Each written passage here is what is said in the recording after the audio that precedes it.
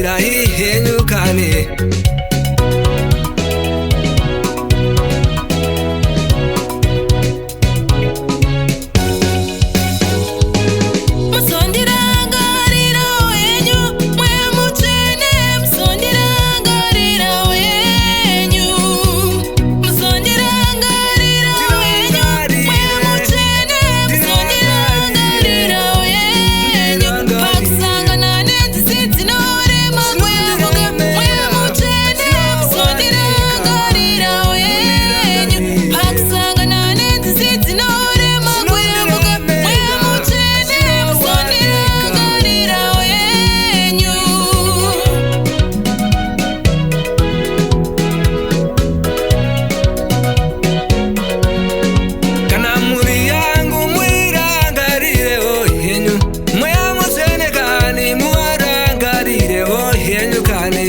Vana vangu muwarangarire henyu, mweya mwarigani chiwarangarira ihenyukane.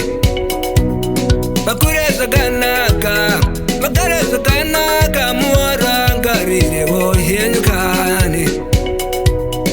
Vana vane rudo, vana vane tsika, muwarangarire henyukane.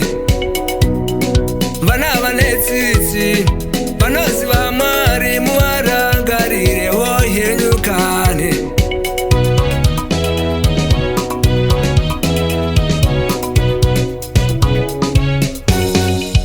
Nyika yeZimbabwe muirangarire yoga, mweya mutsvanekani murangarire nyika yedu.